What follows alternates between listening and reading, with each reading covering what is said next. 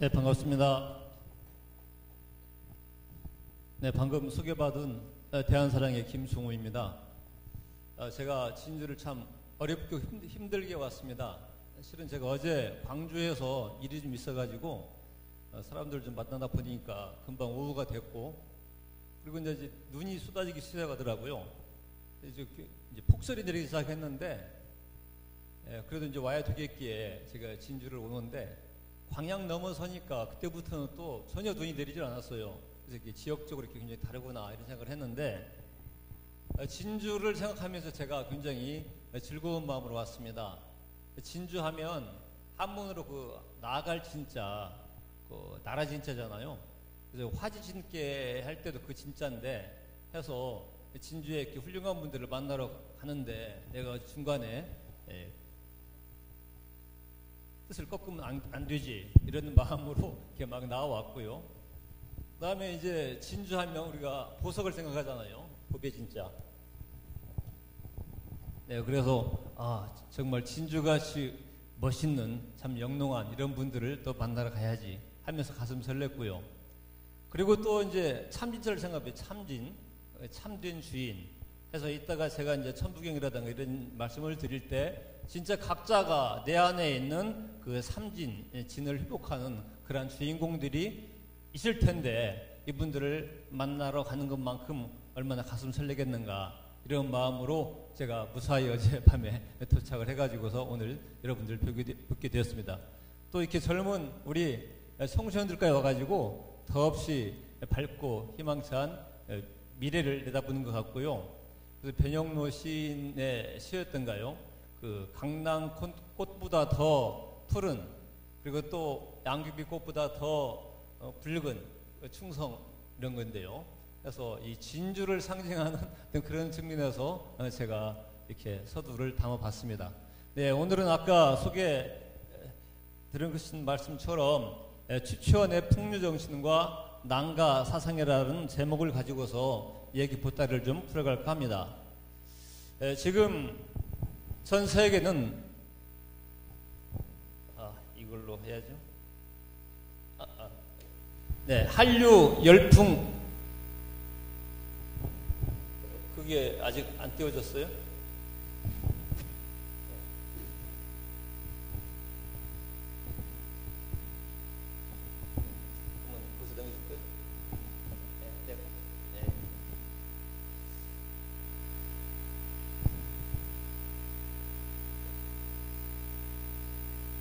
네, 지금 한류 열풍이 불고 있는 건 다 이제 공감을 하실 겁니다. K-팝, BTS가 지금은 또 아주 대세를 장악하고 있고요. K-무비, K-드라마 해가지고, 작년에 미나리라든지 또,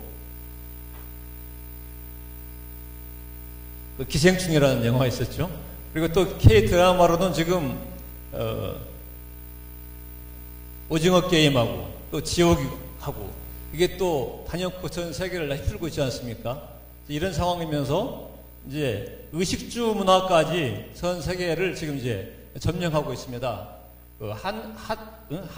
한복이라든가 한국 음식이라든가 거주 문화, 온돌 문화라든가 이런 것들도 지금 전 세계로 퍼져나가고 있는 것 같고요. 그러면서 이제 수많은 1억 명이 넘는다고 그러는데, 이 한류 팬들이 이 한국에 이제 그 다음에 이제 역사가 어떻게 되는 것이냐라고 굉장히 궁금해 한다고 그러죠. 역사를 이렇게 좀 들여다 보면은, 한국이라는 나라가 대단한 줄 알았더니, 일본의 식민지였더라. 중국의 변방으로서 식민지에 불과했다. 이런 식으로 이렇게 접어들면 굉장히 이렇게 좀 뭔가 기대에 찼다가 실망하게 될 텐데, 그러면 직접 이제 한국인하고 대화를 나눠봐도 한국의 역사가 어떻게 되느냐, 제대로 알지 못하거든요. 학교에서 배운 역사가 이게 실은 우리가 엉터리 역사를 배워온 거죠. 하지만 그래도 이 자리에 오신 분들은 이제 여기 학생도 있지만 또 이제 학교에서 선생님 하신 분들 계실 거고 다양한 직분에 계신 분들이 계시리라 생각을 합니다. 근데 우리 역사에 관심이 있는 분들이 오셨을 거라 생각을 합니다. 근데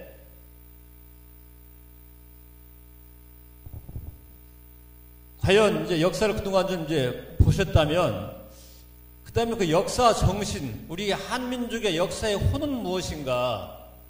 지금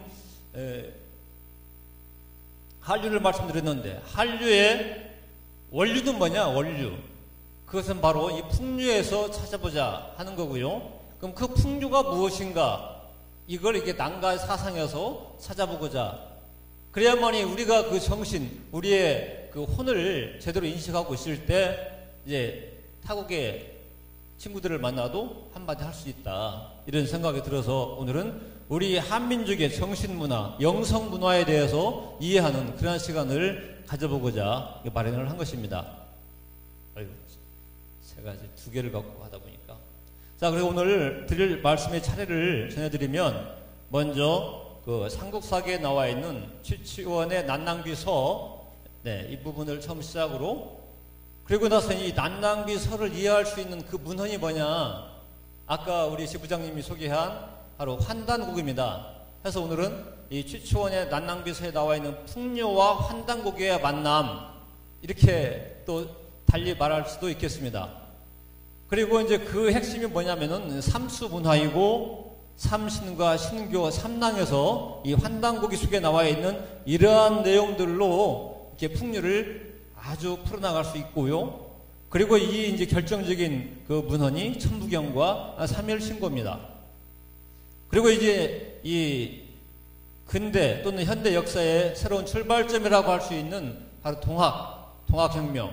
바로 그 동학과 삼국시 망했지만 그 이후에 독립운동사로 전개되었던 바로 여러 뭐 독립전쟁이라든가 있지만 그 중에서 정신사에 해당하는 참동학 보충교에 대해서도 잠깐 뭐 이렇게 소개해드리고, 그러면서 이제 끝으로 온 인류의 이상 인간이 바로 홍익인간인데 그에 대해서 그동안 왜곡되어 있던 것들을 우리가 바르게 한번 인식해보자는 차원에서 마무리 차원에서 이렇게 홍익인간을 넣습니다. 네. 지금 이 사진은 좀 더 진주 내려가면은 저 사천이 나오잖아요. 사천에 가면 그 바다가 나오는데 그 바다가 광경이 너무 멋있어서 취치원 선생께서 거기를 그 해운대, 부산에서는 해운대라고 하고 여기서는 남일대라고 했다고 합니다. 이 남쪽에서는 가장 제1의 경관이 있다. 그래서 경주 출시 후순께서 이렇게 잘 꾸며놨더라고요. 그러면서 범해라고 하는 취치원 선생의 그 시를 하나 거기다 이렇게 기록을 해놨는데, 일단 취치원 선생 하면은 뭐 다 잘 아실 거예요. 호가 고운이고 신라 말기 857년에 태어나서 12살에 당나라 유학을 가가지고 17세 때 그 당나라에서 실시하는 빈곤과, 즉 외국인에게 했던 그 과거 시험에 상당히 장원급제를 했던 인물로서 이 동아시아의 아주 대문장가로서 이렇게 유명하신 분이죠. 황소의 난 때 토황소 경문을 지어서 그 황소가 그 침대에서 아주 놀래가지고 떨어질 정도로 그 유명한 글이었다고 하죠. 이분이 한 30여 세에 이제 귀국을 해서 여러 뜻을 펼치려고 했고, 뭐 시무십조도 건너하고 했지만, 이제 그 뜻을 이루기는 어려운 이미 신라 말기에 그런 상황이었고, 마지막에 이제 해인사에서 이제 은거를 했다, 신선이 되었다 하는 분입니다. 근데 이분의 가장 큰 공덕 중에 하나가 천부경을 해석을 해서 후대에 전했다 하는 내용이 되겠습니다. 전국 각지에는 우리 취치원 선생에 대한 여러 유적들이 많이 있는데요. 여기 진주에도 제가 인터넷을 뒤져보니까 남곡서원인가요? 그 서원에 그 영정을 모시고 있다, 그 향사를 지내고 있다 해서 이쪽하고도 뭔가 그 인연이 있는 분이다 생각이 듭니다.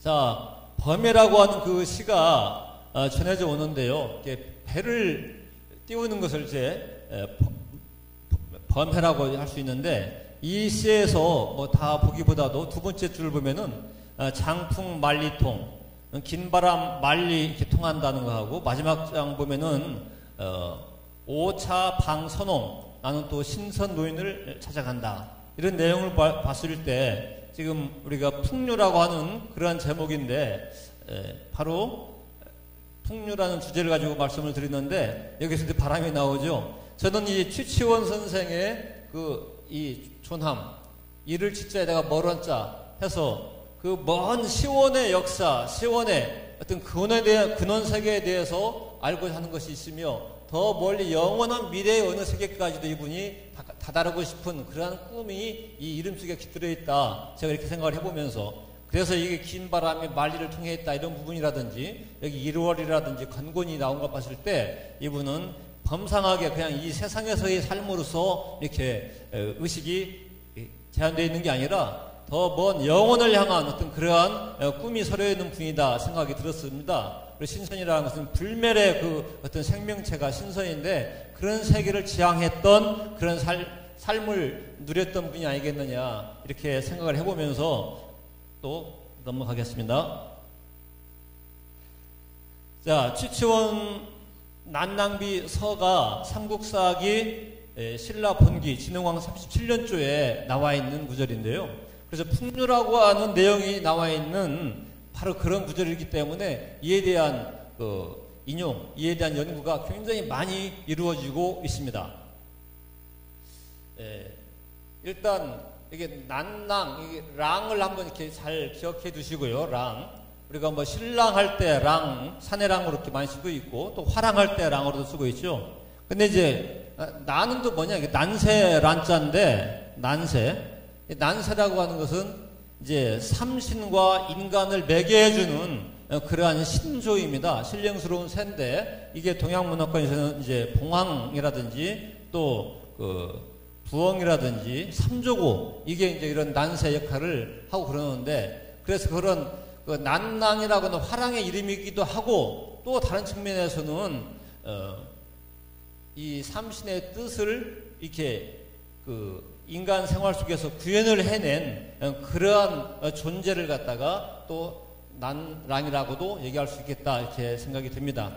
자, 그러면 이 내용을 아까 우리가 천부경을 읽었듯이 여기 어려운 글자가 실은 거의 없는 편이니까요.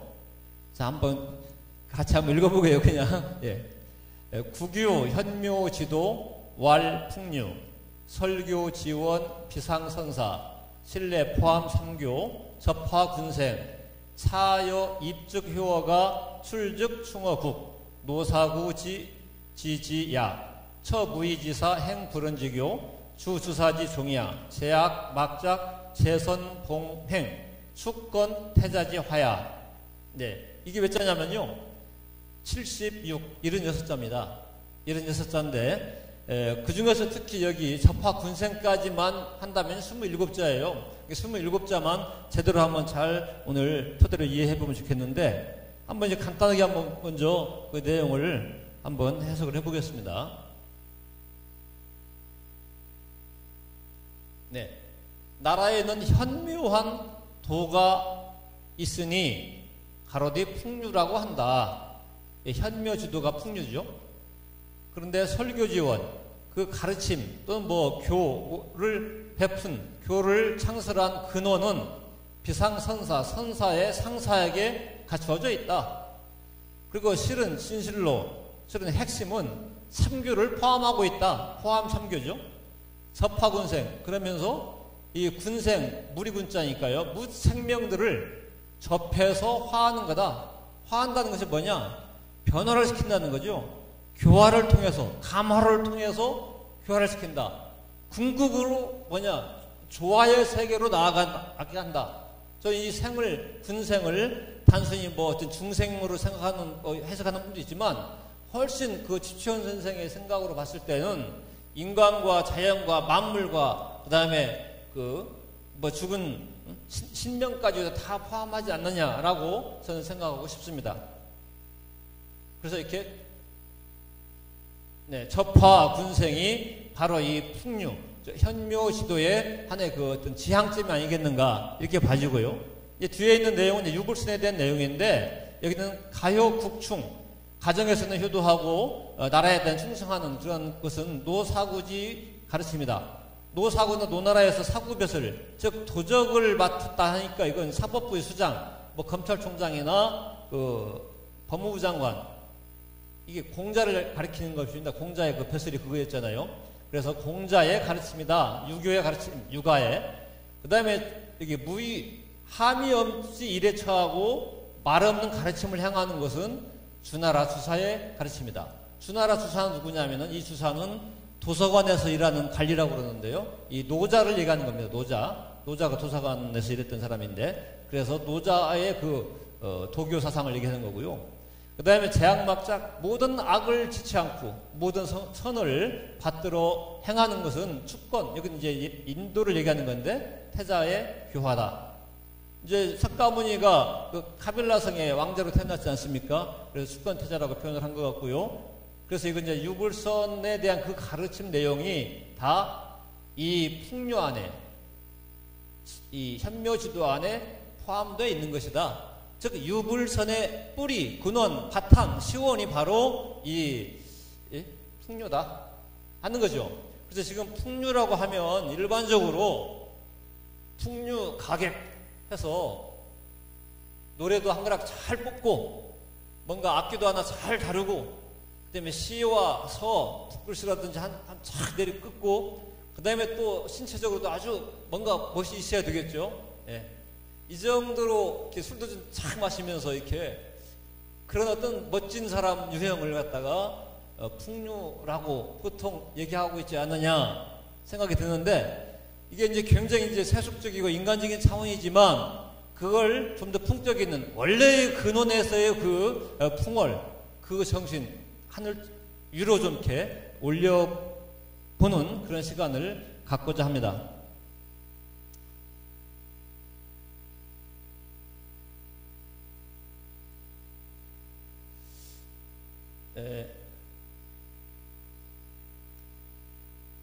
이제 좀 더 살펴본다면요. 잠깐 아까 이게 이제 27자입니다. 아까 76자 중에서 이것만 뽑아왔어요. 아까 난낭비 서문에서 그 랑에 대한 내용이 있었고요. 난에 대한 내용이 있었습니다. 난과 랑. 그걸 이렇게 염두에 두시면서 나라에 현묘한도가 있다. 근데 그걸 풍류라고 한다. 풍류, 바람풍, 흐를 유인데요. 그걸 이제 뒷장에 또 보겠습니다. 이게 선사의 상세 기록 갖춰져 있다. 그 근원에 대해서요. 선사가 뭐냐? 선에다가 앞에 신을 넣으면 신선이 되고, 그 다음에 선에다가 도자를 붙이면 선도가 되겠습니다. 그래서 뭐 선도사상 또는 신선사상, 그리고 또 뭐 뒤에 랑자로 붙인 선랑이 되기도 하고요.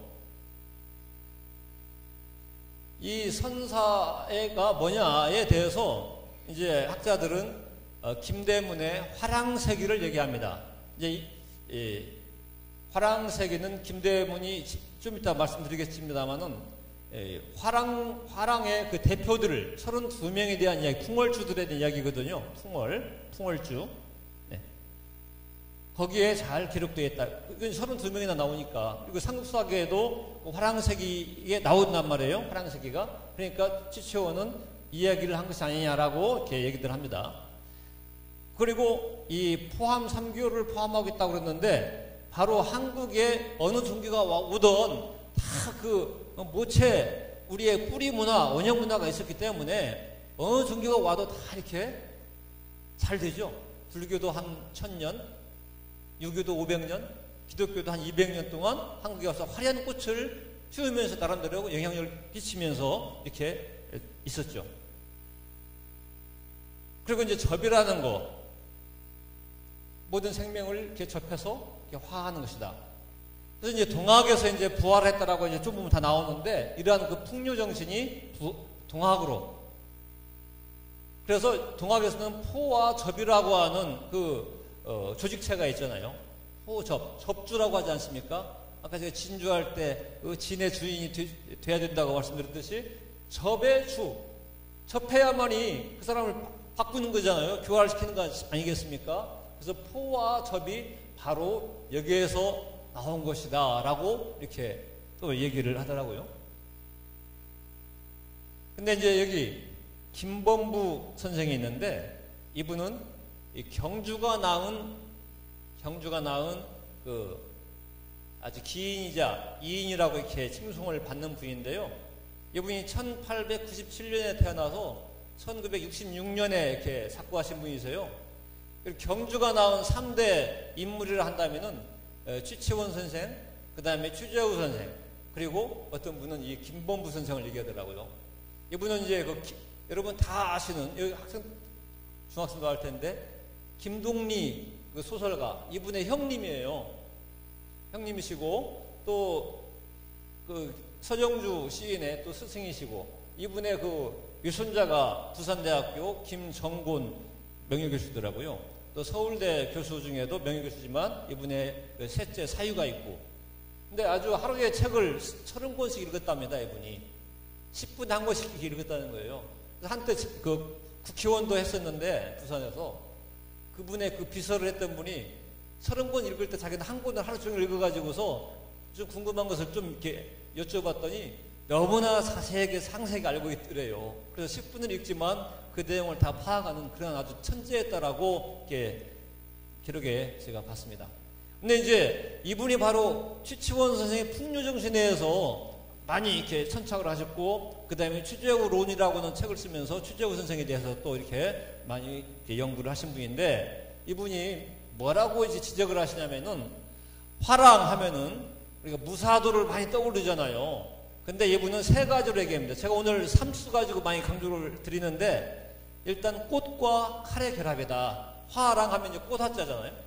그다음에 랑 하면 이제 낭도인데, 이거 마치 전사로 싸우는 것만 인식을 하는 거죠. 근데 꽃과 칼의 결합이고, 그 다음에 그걸 지탱하는 심신을 단련한 아주 그 건장한 장부, 이렇게 화랑에 대한 이미지를 얘기하는데, 그러면 화랑 정신은 세 가지가 요소가 있다는 거예요. 그게 바로 종교적인 요소하고 예술적 요소하고 군사적 요소가 있다.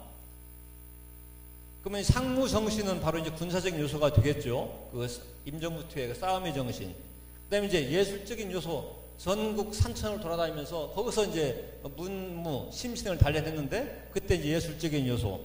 그 다음에 이제 또 하나의 그 신성에 관련된 것인데, 이게 바로 종교적 요소죠. 그런데 이제 이 김범부 선생은 이 군사면에 너무나 치중되어 있고 종교면과 예술면이 결여되어 있다라고 이분이 이렇게 지적을 합니다.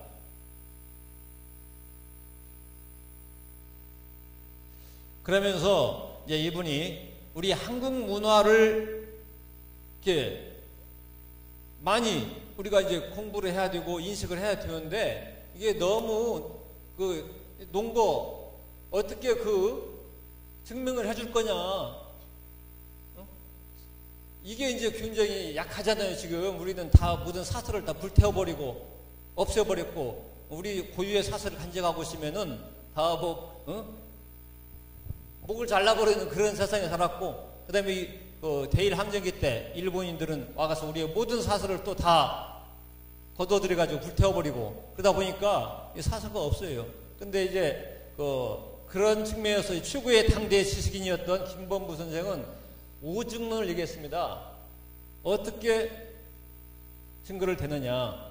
그걸 문증, 문헌이라든가 또는 물증, 고적이나 유물 유적이 있다면 이보다 더할 나위가 없겠지만, 이런 거 말고도 구비전설이라든가 또는 사증, 유습, 유풍, 유속, 풍속 등, 그 다음에 혈증을 얘기합니다. 우리에게 남아있는 그 심정, 혈맥 속에 흐르고 있는, 면면이 흐르고 있는 그 무엇, 그것도 다 이 학문적인 논거가 될 수 있다. 이분은 이렇게 얘기를 하는 거죠. 오증론을 얘기하는 겁니다. 불국사에서 그 석굴암 좀 올라가다 보면 오른쪽으로 쭉 그 숲속으로 들어가면 그 김동리 문학관이라고 있어요. 근데 거기에 신라를 빛낸 신라를 빛낸 인물들 해가지고 조그만 박물관 같은 게 있는데, 거기에 이제 신라를 빛낸 인물관 해가지고 거기 가면은 이제 김유신이라든지 여러 그 유명한 스님들이 거기에 있어요. 소개가 되어 있는데, 거기에 이제 화랑을 뭐라고 표현했냐면은 이렇게, 화랑은 신라를 위해서 몸과 마음을 수련하고 전쟁에서 물이 날 줄 모르는 소년들이다. 어린 나이에도 불구하고 용감하게 싸웠던 화랑들은 삼국통일의 주역이었다. 이렇게 나와요. 여기도 보면 전반적으로 봤을 때 아까 종교적인 그런 부분은 일체 여기서 이렇게 읽어내기가 어렵잖아요. 여기서는 어떤 무사도적인 뭔가 전쟁에 나가서 목숨을 투기와 같이 버리는 어떤 그런 것이 이렇게 그려져 있는 것이죠. 근데 이제 제가 안호상 박사 얘기 같은데요. 초대 문기부 장관을 지냈던 분, 그분은 이 풍류를 어떻게 해석을 했느냐. 풍류를 갖다가 배달의 도다, 박달, 배달, 이걸 이두식으로 풍류라고 풀이했다는 겁니다. 그게 왜 그러느냐. 자, 여기 바람풍자를 갖다가 훈문자유에는 발함풍, 그 다음에 이게 바람풍 해가지고 그냥 바람풍자를 써버렸다는 거예요. 그래서 근데 이게 실은 태양, 밝음을 이두문식으로 표기했다는 거고요. 그래서 풍산이라든지 백산, 박산, 두람산이 다 이 밝은 산을 가리키는 거다. 이렇게 해석하고, 류는 이 흘러간다, 흐르잖아요. 달아난다, 달올자와 같은 어떤 그런 뜻이죠. 달아날 류. 그래서 이거는 땅을 의미하는 달을 얘기한다는 거죠. 그래서 박달. 그래서 박달, 배달, 또 배달의 도. 이게 바로 풍류라는 거죠. 그러니까 이 풍류나 풍월이나 실은 다 같은 이런 식의 표기일 걸로 저는 이렇게 생각이 듭니다. 그 다음에 이제 아까 삼성기, 환단고기를 이렇게 설명하시면서 당대 최고의 지성인들이 쓴 책이라고 아까 우리 지부장님이 소개를 하시던데, 안함노 스님인데, 이분도 이 수나라 유학까지 한 당대 최고의 지성인이었고, 이분이 삼성기 상을 지었는데, 거기에 보면은 이런 내용이 나옵니다. 여기 밑에 단군께서 단공무의하사 좌정세계하시고 현묘득도하사 접하군생하실세.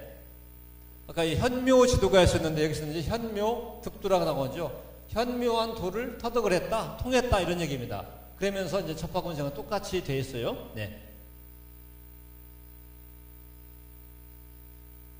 그래서 이 현묘한 도에 대해서 제가 이 풍류와 환단고기의 만남이라고 그랬잖아요, 이 시간이요. 그래서 환단고기에서는 바로 그 현묘한 도를 뭐라고 설명을 붙여놨냐면, 측주에서 한민족의 시원종교이며 인류의 무체종교인 신교를 말한다. 풍류도의 본래 이름이 바로 신교다. 이렇게 설명을 이렇게 해놨습니다. 그리고 이제 아까 김정설 선생께서도 다시 또 그분의 말씀을 이렇게 한번 알아보면, 단군 시대의 신도 설교는 우리 역사에서 일관되게 흘러내려오는 정신으로서 이 고구려와 백제에서도 다 한 가지로 이것이 신앙의 표준이었다. 그래서 이게 바로 이제 풍류도를 형성하게 된 것이고, 신라에서 찬란한 문화를 만들어내고 뛰어난 인재를 길러내서 삼국통일의 기운을 축적한 것이다 라고 신도 설교라고 얘기를 하는 겁니다. 서정주 시인, 이분도 자기 스승으로부터 이러한 정신을 이어받았나 봐요. 그래서 한 말씀 하셨는데, 풍류정신에 대해서 우리나라에는 유교나 불교, 도교가 전래되기 전에 현묘지도라고 하는 말로써 표현할 수 있느인지 없느인 자주간 우리 고유의 정신이 있었다 하는 거죠. 그 다음에 이제 여기 범기철이라고 하는 분이 있는데, 이분은 이따가도 알아보겠지만 천부경을 주석한, 그리고 여기 경당에서 공부를 꾸준히 해오신 분은 아마 환단고기에서 아까 북부여기 저자가 범장 범세동 선생 아실 겁니다. 바로 그분이 천부경을 이렇게 주석을 했다고 나오는데 지금 전해지진 않지만, 그분의 후손 중에 범기철이라는 분이 계세요. 그래서 이분이 바로 취초원의 풍주정신 연구라는 논문을 썼는데, 거기 보면 이분이 또 이렇게 연구 결과를 표현해냈습니다. 풍류정신의 원천은 하늘이고 천부경이다. 풍류도는 천부경을 뿌리로 태동된 고신도로서 한국의 자연종교이자 고대 민속신앙이다. 네. 그리고 이분의 얘기 하나만 더 한다면, 풍류정신은 고대 정신사상에 연원을 두고서 환인, 환웅, 단군을 거쳐서 단군 때 홍익사상으로 정립됐고, 물론 이제 우리 환단고기를 보면 홍익인간에 대한 것은 이미 황국 때부터 전해오던 건데, 이분은 이제 고조선 때 이제 홍익사상을 더 중성적으로 이렇게 말씀하신 것 같았습니다. 그리고 취치원의 풍류정신으로 재정립이 됐고, 취치원의 25세 후손인 취재욱에 전해져서 동학사상으로 전승되었다. 이후 의병과 독립정신으로 발현되었다. 이런 식으로 이분은 이렇게 기술을 했습니다.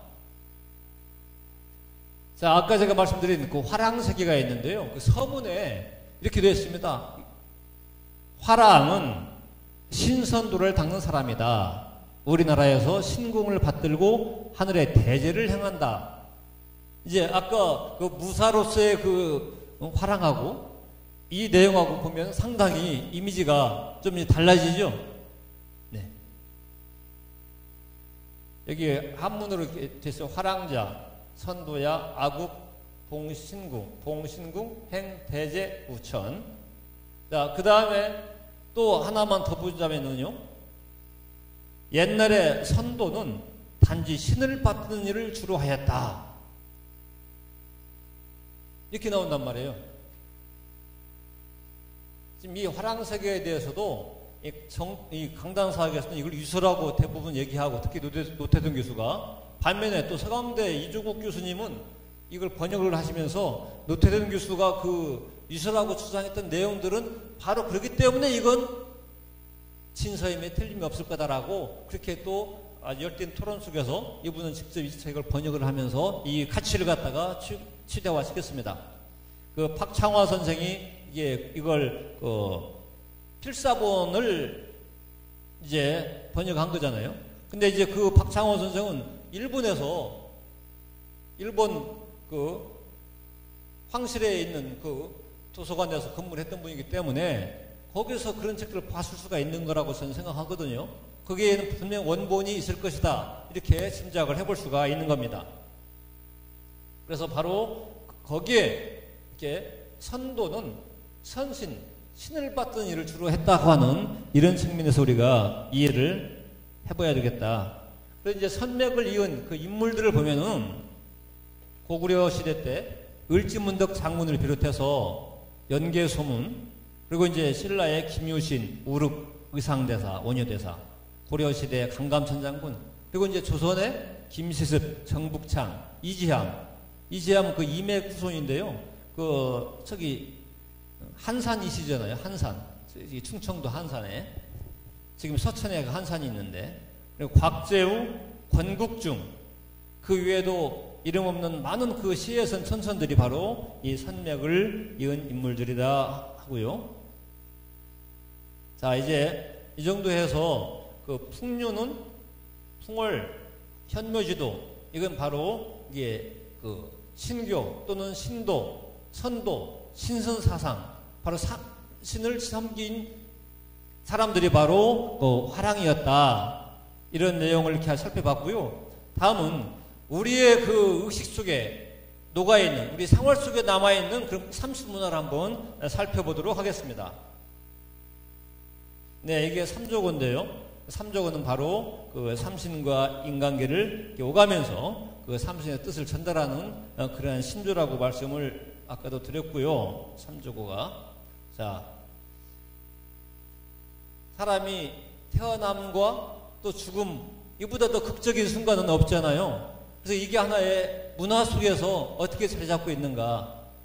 아이고, 어디가 버렸죠? 네. 이거 연체 드신 분들은 아마 다 이거, 저는 그냥 제 혼자 생각하면서 이렇게 기록을 해봤는데, 또 이제 문헌에도 막 나오더라고요. 이렇게 뭐 논문 같은데도. 사람이 태어나면 얼마나 이렇게 경사스러운 날이에요. 근데 이제 삼신상을 차린단 말이에요. 밥도 세 그릇, 국도 세 그릇, 뭐 물도 세 그릇 이런 식으로. 그 다음에 세 일해 동안 쌈줄을 쳐가지고 이렇게 부정한 사람들 못 들어오게 하잖아요. 그 다음에 죽으면은 그 저승사자가 3명이 보통 온다고 그러는데, 그래서 그 사자밥을 3그릇을 담아놓고, 그 다음에 3일 출상을 하잖아요. 3일 후에 출상을 한다. 그 다음에 3년상을, 지금은 이제 뭐 3일 만에 탈상해버리는 경우도 많지만, 제 어렸을 때만 해도 최소한 1년 정도는 지나서 이렇게 탈상하는 걸 많이 봤고, 그 이전에는 3년상. 그 다음에 장례를 치르고서 3일 만에 또 이게 산무제를 지내잖아요. 이런 거. 그다음에 이제 제사 문화가 있는데 제사 문화를 할 때 초헌, 아헌, 종헌 3번 이렇게 절을 올리는 거라든가 과일도 기본으로는 3수리관 올리는 거고 그다음에 뭐 삼탕, 적도 3적. 요즘은 뭐 간단하게 이제 뭐 하나로 올리기도 하죠. 술잔도 꼭 3번을 돌리잖아요. 좌회적으로 이렇게 그 하도의 상생 방향으로. 그다음에 이제 우리가 기념일도 본다면은 경축일, 3.1절, 개천절, 10월 3일날, 3월 1일날. 그리고 개천절, 3.1절도 보면 김희동 집사면서 서명한 인물이 33명이잖아요. 그리고 이제 만세할 때 만세를 몇 번 불러요? 우리 여기 5번 불러요? 10번 불러요? 만세 몇 창이라고 그러죠? 그러죠. 만세 3창이라고 그러지 뭐 만세 1창 하겠습니다. 이렇게 없잖아요. 항상 3번 하지 않으면 뭔가 이상해. 우리 한민족은. 예. 3월 삼진날. 3은 우리에게 정말 3과 7이라고 하는 것이 한민족에는 정말 필수 불가결의 조건이죠. 물론 이게 한민족한테 있는 게 아니라 온 인류에게 함께 퍼져 있는 문화이기도 해요. 그 다음에 삼시세판. 또 시간적으로 보면 시중종이라든가 과거, 현재, 미래라든가 생장성이라든가 그런 삼수 문화가 우리 생활 속에 그대로 젖어 있는 거고요. 이걸 조금 더 하나의 나라의 제도 속에서 정착되어 있는 이런 것도 한번 본다면 이제 삼국유사에 보면은 거기에 고조선 쪽에 보면은 거기에 황국배달 조선에 대한 내용이 다 나오죠. 예, 배달국의 국가중앙조직이 바로 300제도가 있습니다. 300은 뭡니까? 풍백, 우사, 운사. 예, 여기 나와 있습니다. 네. 그리고 조선, 단군조선 때는 사망관경제. 단군을 이렇게 3분이 있어서 부단군 2명이 있고 진안에서는 이제 단군이 계시죠. 백제에서도 좌회당 우회당 제도가 있었다. 대륙백제가 있었고 이 본투백제가 있었고 해양백제가 있었다. 그리고 이제 여기 조선시대에 삼정승 제도가 있고 좌의정, 우의정, 영의정이죠.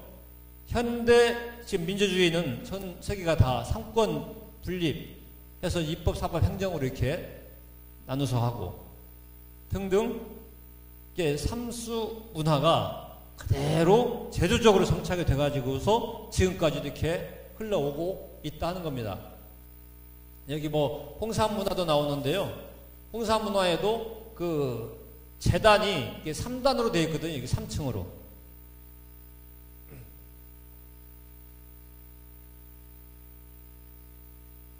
자, 이걸 마이클 슈나이더라고 하는 학자가 자연과 예술과 과학의 수학적 원형이라고 하는 그 책에서 뭐라고 얘기하냐면 3에 대해서요.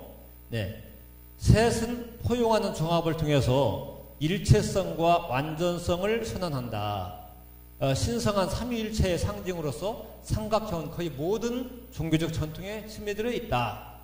그래서 이제 그게 우리 한민족의 그런 신관, 이제 아까 환단고기에서는요, 이제 삼성기 상하하고 단군세기가 나오고 북부여기가 나오고 그 다음에 소도경전 본원이 나오는데 그 첫 번째가 바로 삼신오제 본기라고 나옵니다. 삼신오제 본기. 상당히 좀 어려운 어떤 그런 내용인데 그게 바로 우리 한민족의 창세기라고 말할 수가 있어요. 근데 거기에 보면 이제 단군세기 서문에도 이제 만구 명문장이라고 그러는데 거기에 조교치 삼신, 조하신, 교하신, 치화신 그 삼신 얘기가 나옵니다. 그러면서 삼신일체 상제라고 하는 그런 표현도 나오고 해서 고려 말에 여기 고성희 씨가 혹시 계신지 모르겠습니다만 행촌 이암 선생이 바로 그 서문을 쓰셨는데 그 내용이 정말 기가 막힌 훌륭한 글이죠. 그리고 이제 지금은 대한민국이 기독교, 천주교가 아주가 많은데 바로 거기에 삼위일체설이 있죠. 근데 불교에는 삼불설이 있습니다. 저 법신불과 화신불과 보신불 그 사상이 있잖아요. 유교에서는 무국, 태국, 홍국이라고 하는 삼국 사상이 있고요. 독일에는 삼청 사상이 있죠. 그 다음에 이제 삼이라고 하는 것이 노자 도덕경에 보면 도생일, 일생이, 이생삼, 삼생 만물이라고 하는 그러한 표현이 있고, 그 다음에 이제 우리 이따도 한번 잠깐 볼 삼일신구에도 보면 지비리 함삼하고 삼위 규율한다. 하나를 잡으면 셋이 이미 포함이 되어 있고 그 셋을 다시 모으면은 하나로 규율하는 것이다. 라고 하는 그 핵심 정신이 삼일신구 안에 들어 있습니다. 또 우리나라의 이제 국통맥, 그동안 여기를 오셨던 분들은 뭐 여러 차례에 걸쳐서 이 내용을 보셨을 텐데, 일단 333 해가지고 9번에 걸쳐서 이렇게 대한의 국통맥, 즉 우리 가정사 보면은 이제 족보가 있듯이 우리 한민족의 족보, 대한민국의 이렇게 국통맥은 이렇게 전개가 되어 왔습니다. 그런데 바로 333이다. 한국배달조선이 바로 뿌리 역사, 삼성조 역사라고 하는데요. 바로 한국배달조선. 그 다음에 이제 그 북부여와 열국시대가 바로 북부여 고구려, 그 다음에 대진국가 통일신라. 여기는 이제 남북시대죠. 남북시대. 그리고 이제 고려조선 또 이렇게 남북으로 또 갈라져 있는 이런 시대입니다. 그렇다면 9가지 왔는데 그 다음에 뭔가 또 있을 거 아니냐. 남북이 통일되면서 우리의 그 역사 정신이 이제 충분히 드러나는 그러한 새로운 또 시대를 우리가 만들어 나가야지 않겠느냐. 이런 생각을 저는 하고 있습니다. 바로 그 333으로 전개된 우리의 국통맥이 있고, 그 다음에 당군조선 때는 이렇게 삼한관경제로서 여기 지금 이제 한반도라고 하는 그런 표현을 쓰고 있습니다만은 여기가 마한이었고, 그 다음에 저 만주 대륙을 중심으로 해서 여기가 이제 진한이었고, 그 다음에 여기 요령성, 그 다음에 여기 화북지방, 여기 산동성 쭉 해가지고 여기가 번안이었다 이거죠. 그 중국 동부 해안 지역이 다 이렇게 당군 조선의 그런 영역이었다 하는 거예요. 한데 이제 셋으로 나누어서 나라를 통치했다. 이게 바로 아까 그 삼수 문화와 연관된 그러한 나라 통치 방식이었고, 이러한 그 조선, 당군 조선의 이러한 그 역사 정신을 이어받아가지고 백제에서 이렇게 아까 말씀드린 좌현양, 우현양 제도를 두면서 백제도 나중에 이 부분을 다 회복을 했었거든요. 이 자리를. 그래서 여기가 이제 대륙 백제고 이쪽이 이제 본토 백제고 일본을 비롯해서 22담로국이 있었는데 그게 바로 이제 해양 백제가 되겠습니다. 자, 이렇게 해서 삼수 문화가 우리의 문화 속에, 역사 속에 스며져 있는 것을 한번 살펴보았고요. 다음은 이제 그렇다면 신교가 뭐냐, 이 부분에 대해서도 우리가 이해가 필요한 겁니다. 자, 신교는 이제 쭉 살펴봤잖아요. 풍요도가 현묘지도이고 그게 바로 신교다, 또는 선도다, 고신도다, 또 풍월도다, 이렇게 얘기할 수가 있는 것입니다. 쉽게 얘기해서 신의 가르침이죠. 신교. 또 이신설교, 신으로서 가르침을 베푼다, 신의 가르침으로 세상을 다스린다, 이런 의미인데요. 이게 바로 이제 환단국의 삼성기 상에 나와 있는 내용입니다. 삼신설교. 또 이제 단군세기에는 또 이런 표현이 있어요. 단군세기에서는 이렇게 이신식교, 신도로서 가르침을 베푼다 하면서 뭐 지하구도 공화전물 쭉 이렇게 있는데, 자어지간 여기도 알아봤고요. 그 다음에 주역에서도 이제 이 내용이 나옵니다. 주역에서도.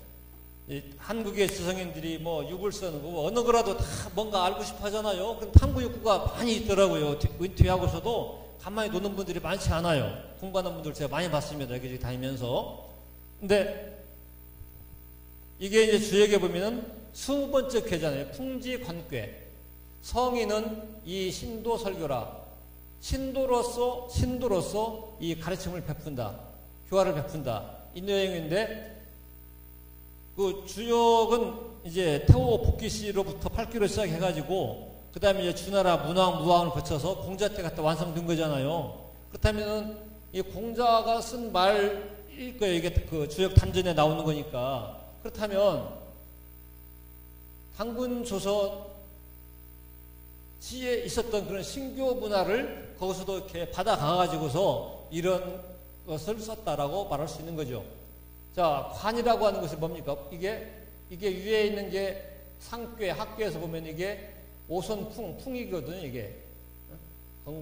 이게 손괴니까 풍, 여기는 이제 땅이잖아요, 곤. 그래서 풍지관, 이렇게 하는 거죠, 풍지관. 이게 이제 바람인데요, 바람. 풍은 바람이잖아요. 그래서 뭐냐면, 자, 바람이 지상 위에 딱 불어요. 그러면은, 봄에 한번 보세요. 어디 청부리 밭에 딱 바람이, 봄바람이 불면은 얼마나 이렇게 멋있는 광경이 펼쳐지겠습니까?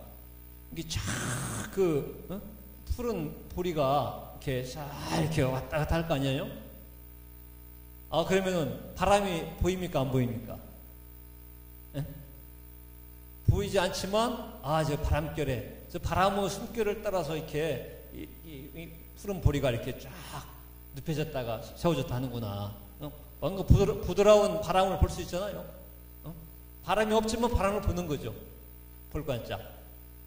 막 폭풍으로 막 그 나무가 쓰러질 정도가 된다. 근데 폭풍에 바람이 보입니까? 나무가 쓰러지고 뭐 뿌리가 다 거들나고 있는 그런 상황이 됐다 이거예요. 창문이 막 다 깨지고. 이것도 바람인데 바람이 부는 걸 실은 보는 거잖아요. 근데 그게 바로 우리가 신으로 인식했다는 거예요. 바로 이렇게 신도, 이 신도 설교, 주역에도 나오는 내용입니다. 자, 그래서 이제 조교치 삼신, 그 신교의 핵심이 뭐냐면은 그 신이 있는데 그걸 삼신으로, 우리가 뭐 삼신 할머니가 이렇게 엉덩이 때려가지고 이렇게 태어났다 하잖아요. 이게 조상신도 삼신으로 얘기하기도 하고, 또 하늘에 계시는 뭐 만유를 주재하고 만유를 통치하고 이런 분도 우리 한민족은 예로부터 삼신으로 불러왔다 이거예요. 그걸 이렇게 우리가 환단곡을 통해서 이렇게 배우는 거죠. 자, 조화신, 교화신, 치화신. 아이고, 여기 없네. 자, 조화신은 낳는 거, 창조의 덕성이고요. 교화신은 이제 낳았으면 길러야 되잖아요. 양육하는 거죠. 그 다음에 치화신은 다스림의 덕성을 갖고 있는 그 신성이 바로 조교치 삼신입니다. 이걸 통해서 하늘 땅이 있고, 이걸 갖다가 천일, 지일, 태일로 이렇게 천부교에서는 또 얘기를 하고 있습니다.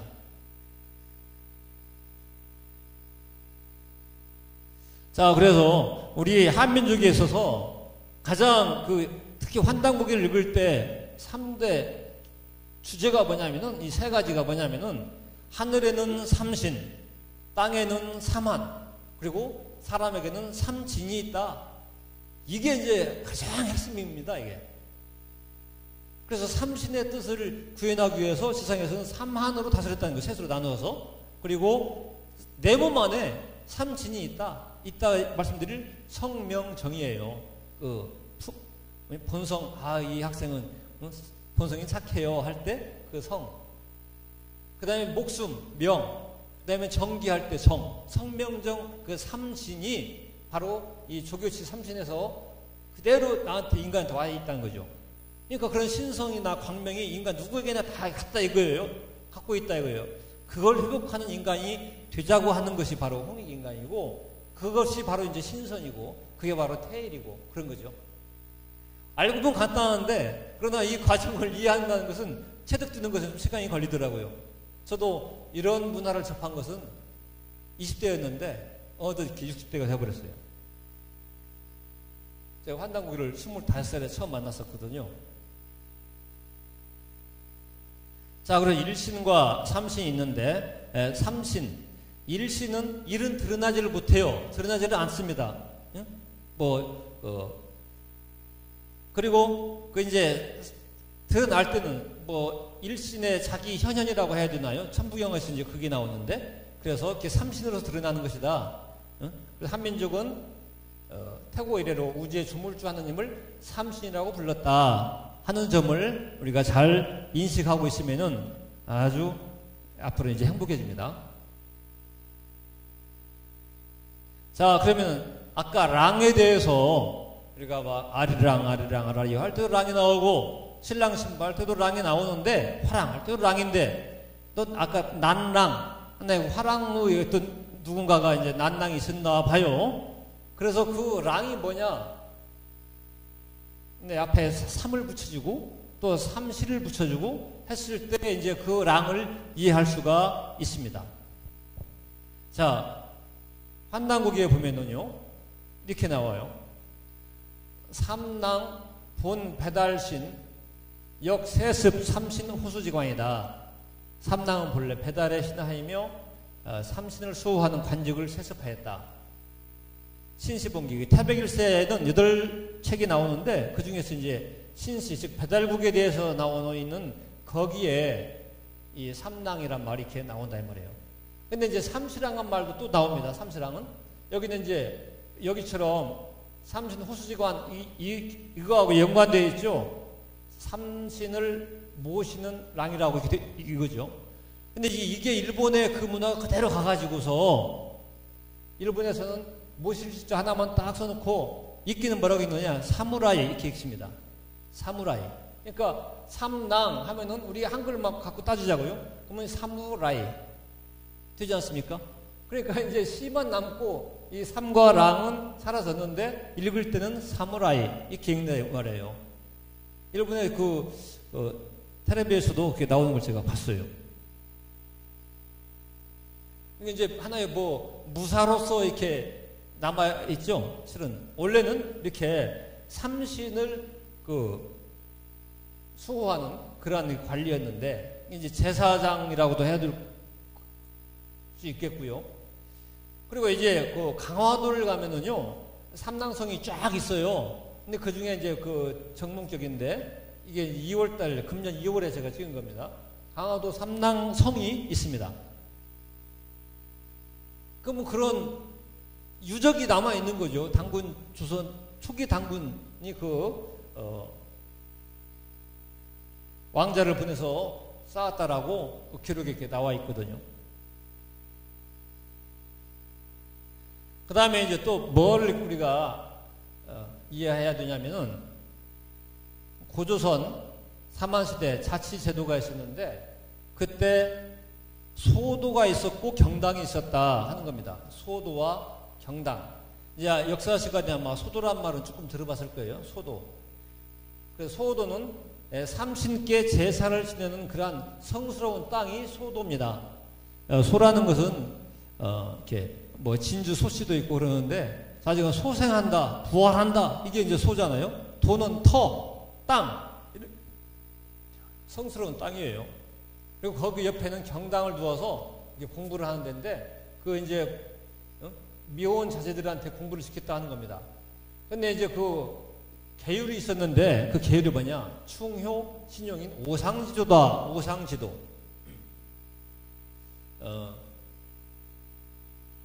신라시대 때 화랑의 세속오계란 말 들어봤어요 혹시? 둘, 넷, 6명 중에 혹시 세속오계 들어본 적 있어요? 네. 원광법사의 세속오계. 네. 세속오계 하면은 여기 있는 내용 다 비슷해요. 사군 이충, 사친 이효, 붕호 유신. 그러니까 사군 이충, 충성으로서 임금님을 섬긴다. 사친 이효, 효도로서 어버이를 섬겨야 된다. 붕호 유신, 친구를 사귈 때는 믿음으로서 해야 된다. 이런 내용들이잖아요. 그리고 이제 용기, 임종무투도 이거와 연관되죠. 여기도 나중에 뒤에 보면 막 더 나오는 얘기예요. 그 다음에 인이라고 하는 것도 살생유택하고 연관되죠. 너무 어린 새 같은 거 잡지 말라. 이런 내용들 나와요. 살생유택하고 연관되는 거.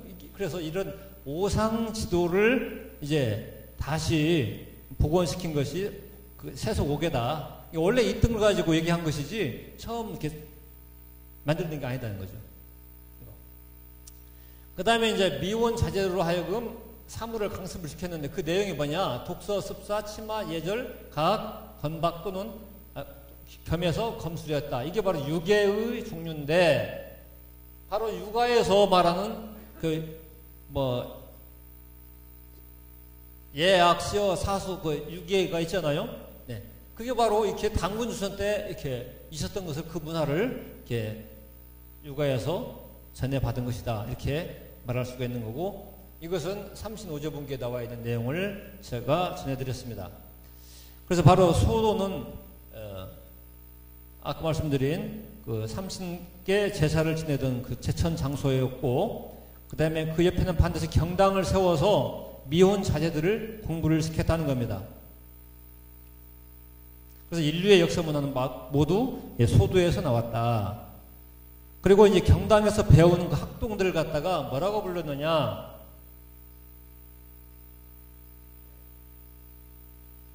국자랑이라고 불렀다. 아까 화랑이잖아요. 그 화랑의 그 근원이 바로 국자랑이 되는 거죠. 그 나라의 아주 자랑스러운 젊은이들 갖다가 국자랑이라고 했다 이거죠. 그러면 이 단군주선 때는 국자랑인데 이 이름이 지금도 아이고 자랑스러운 뭐 내 아들 대안의 건아 그러잖아요. 바로 국자랑이라는 표현이 지금까지 남아 있는 거예요. 그리고 자 그 이전에 배달 시대에 제세행당군이 있었습니다. 3,000명 그 상공유사를 보면은 3,000명의 무리를 이끌고 동방으로 왔다.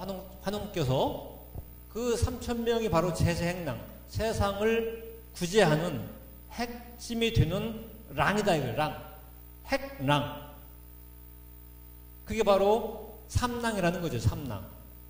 그리고 삼랑의 수순에서는 국제랑이라고 불렀고 달리 천지화랑이라도 불렀다. 그리고 북부에서는 천왕랑이었다. 그 이름이. 그리고 여기 신라에는 화랑이라고 불렀다는 겁니다.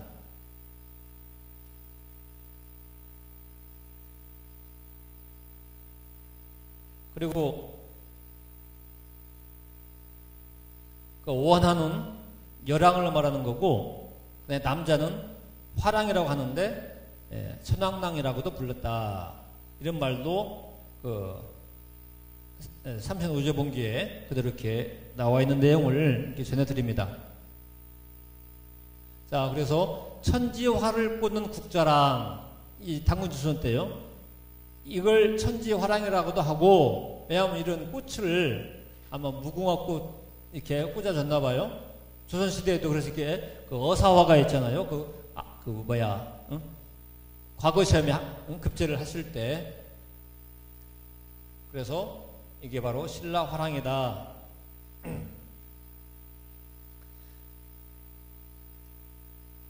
시간은 이제 많이 흘러가고 있고요. 자, 이제 과연 그 배달국 시대나 이 조선 시대 때 무슨 공부를 또 했느냐, 이런 핵심 정신, 핵심 사상이 되는 내용, 그걸 또 이제 나라에서 했다는 거죠. 그 임금님 차원에서 연천경 강신고 삼성기 하에 나와 있는 내용인데요. 환웅천왕께서 백성들을 교화할 때 바로 모아놓고 천부경을 그 다음에 삼일신고를 강론을 했다 이거예요. 지금 나라의 대통령이 이런 천부경이나 삼일신고 이런 거에 대해서 아예 제목도 들어봤을까 모르겠어요. 근데 이렇게 고대에는 천부경 삼일신고가 우리 한민족의 아주 경전 중에 경전으로서 아주 소중하게 다루었던 그런 것이었습니다.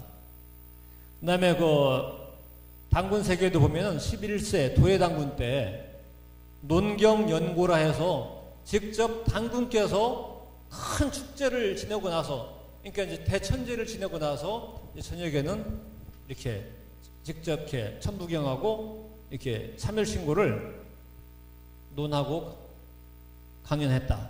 이런 내용이 나와 있습니다.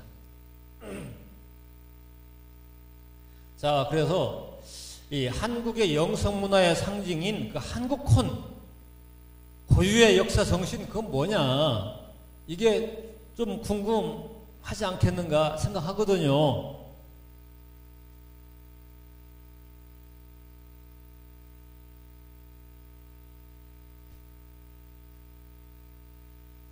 그래서 이제 지금 천부경을 말씀드리려고 하는데요. 천부경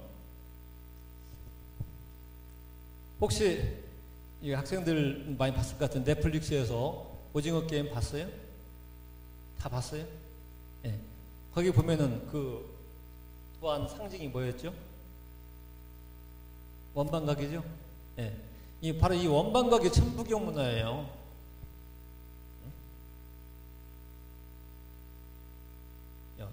원은 하늘이고 땅은 방정하고 사람은 이렇게 삼각형으로.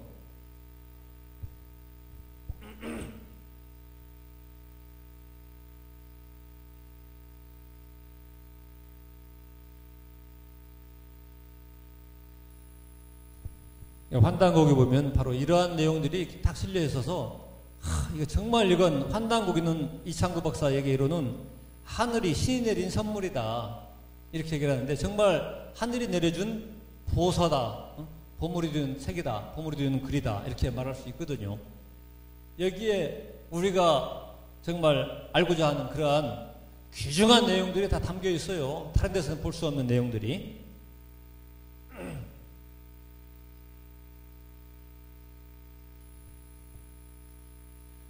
제가 아까도 말씀드린 고려 말의 행촌 이암 선생은 국유형 사유혼, 나라는 형체와 같고 역사는 혼과 같다 이런 말씀을 이렇게 하셨습니다.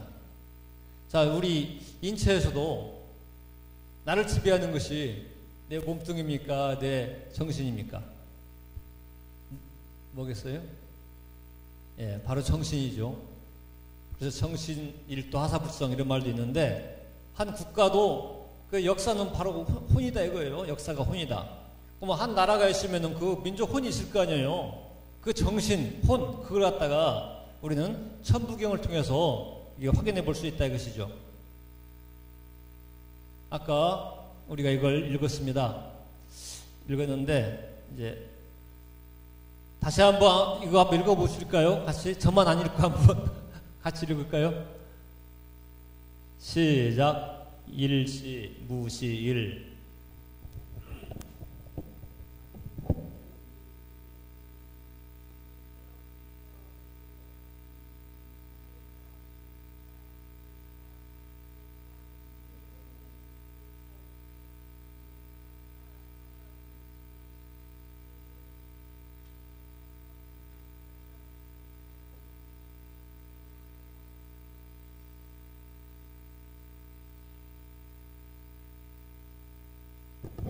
네, 이걸 이렇게 외우는데 뭐 30초도 안 걸리거든요.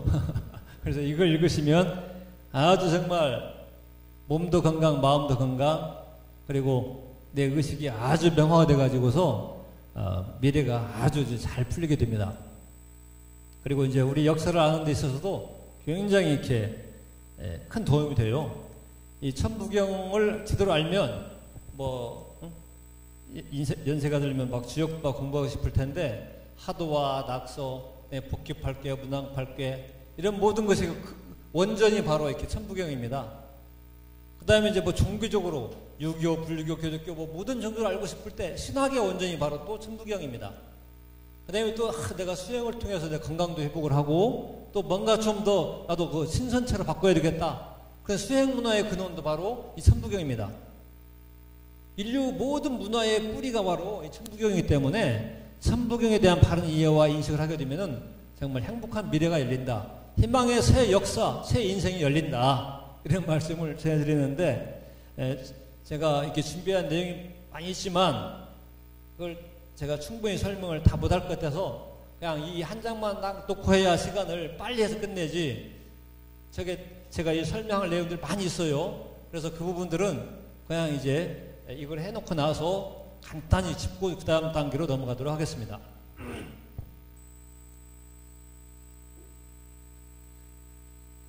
네, 일단 상경과 중경과 하경으로 이렇게 항상 우리는 3이잖아요. 이렇게 셋으로 나누는 거잖아요. 여기도 이렇게 셋 문장으로 되어 있어요. 셋인데, 자, 여기는 이 삼극, 여기를 크게 삼극경이다 이렇게 얘기를 하고, 여기는 중경은 삼합경이다. 여기는 석삼극, 셋으로 나눠지는 것인데 구분을 하는 거고, 여기는 셋으로 합해지는 것이죠. 삼합. 그리고 여기서는 이제 인중천질의 일자가 핵심이 되어서, 그래서 태일경 이렇게 얘기합니다. 삼극경, 삼합경, 태일경.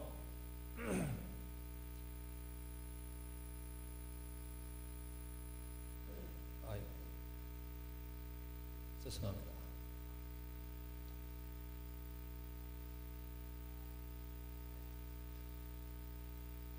자, 그러면은 한번 이걸 미리서 한번 딱 읽어보시고 궁금함을 계속 이렇게 의식 속에서 이게 무슨 뜻이지? 좀 해본 분들은 좀 이해하기 쉬울 거고, 그렇지 않은 분들은 이제 오늘을 계기로 해서 천부경은 뭔가 한번 이제 앞으로 좀 공부하는 시간을 가져보셨으면 좋겠어요.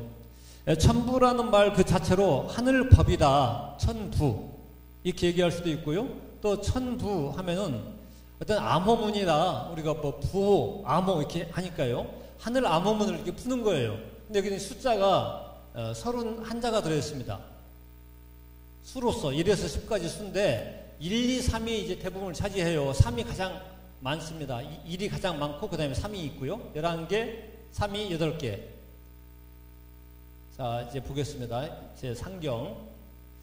1은 시작이다 이거요. 모든 건 1로부터 시작하잖아요. 1은 시작이다. 근데 그럼 그 1은 어디에 시작한 거냐? 무에서 시작한 1이다. 이렇게 해석을 합니다.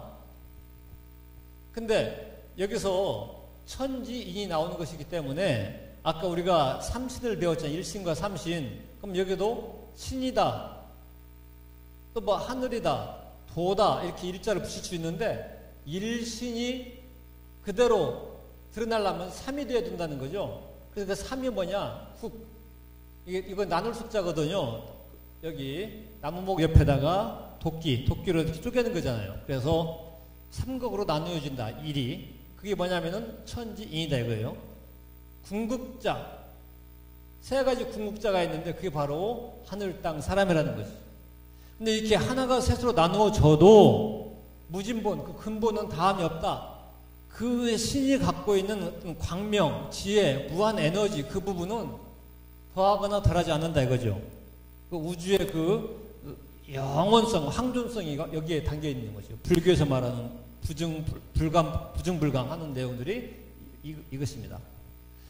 그러면서 여기 천일일, 지일리, 인일삼인데 여기서 나눠보게요. 천일, 지일, 인일 이렇게 했을 때는 이제 이 삼극으로 3가지 궁극의 존재로서 이렇게 천지인인데 나누어졌다 해도 천과 지와 인은 각자가 다 그 일의 본성적 가치는 다 똑같이 본질적으로 같다는 거죠. 3분의 1씩이 아니라는 거죠. 어른이 돼가지고 이제 결혼을 해서 아이를 5을 낳았다. 그럼 5이 부모의 5분의 1씩 가져가는 게 아니라 똑같이 인간으로서의 그 모든 걸 다 갖고 있는 거잖아요. 전부를. 이것도 똑같은 거죠. 자, 하늘과 땅과 인간이 다 일자다 이거예요. 하늘이다, 신이다, 광명이다, 생명이다. 그런 본질적 가치를 동시에 갖고 있는데 대신 뒤에는 일은 뭐냐?